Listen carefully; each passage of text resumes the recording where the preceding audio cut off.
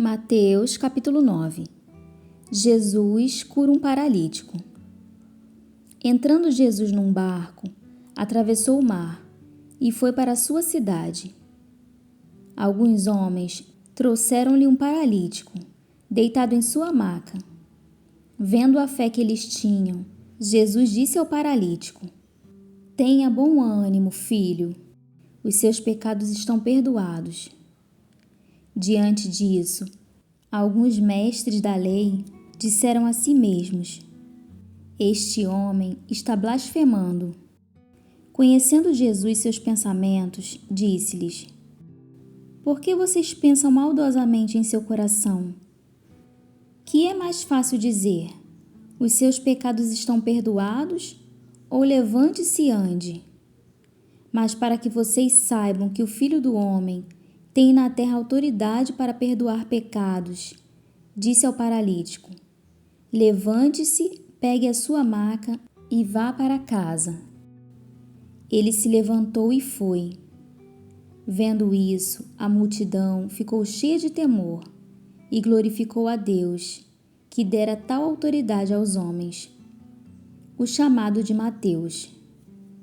Saindo Jesus, viu um homem chamado Mateus, sentado na coletoria, e disse-lhe: "Siga-me."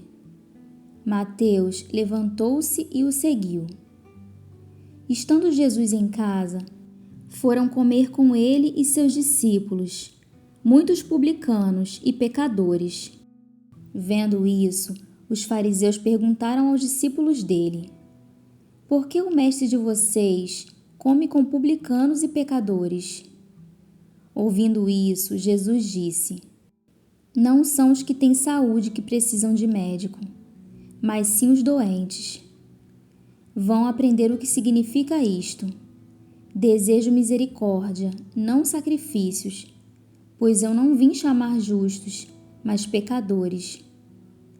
Jesus é interrogado acerca do jejum.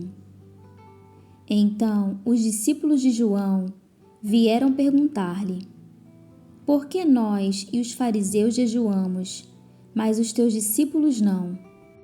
Jesus respondeu: "Como podem os convidados do noivo ficar de luto enquanto o noivo está com eles?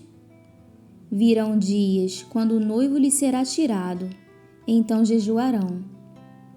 Ninguém põe remendo de pano novo em roupa velha, pois o remendo forçará a roupa, tornando pior o rasgo.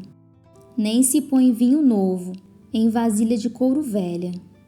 Se o fizer, a vasilha arrebentará, o vinho se derramará e a vasilha se estragará.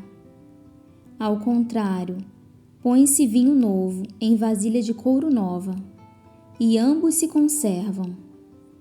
O poder de Jesus sobre a doença e a morte. Falava ele ainda, quando um dos dirigentes da sinagoga chegou. Ajoelhou-se diante dele e disse: "Minha filha acaba de morrer.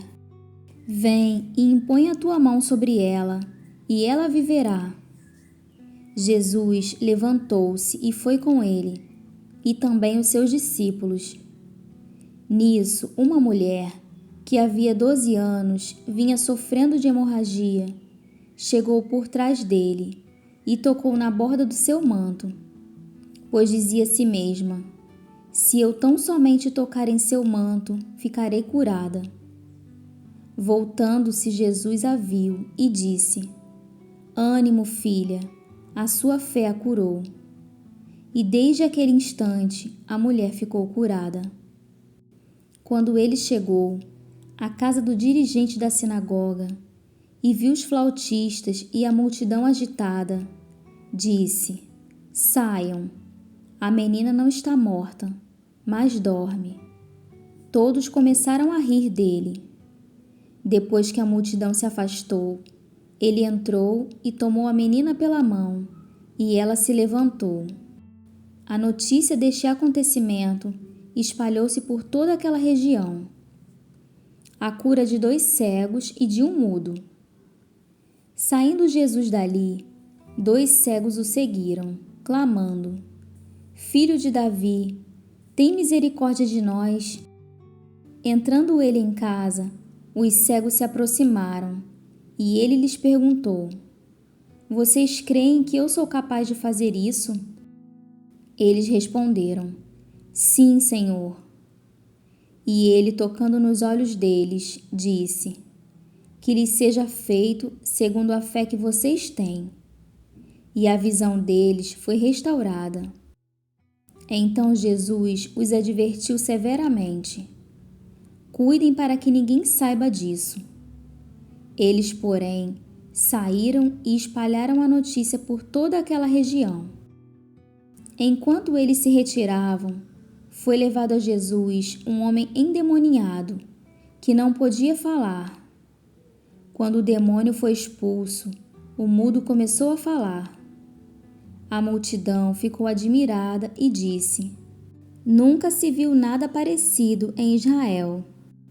Mas os fariseus diziam: É pelo príncipe dos demônios que ele expulsa demônios. Poucos são os trabalhadores.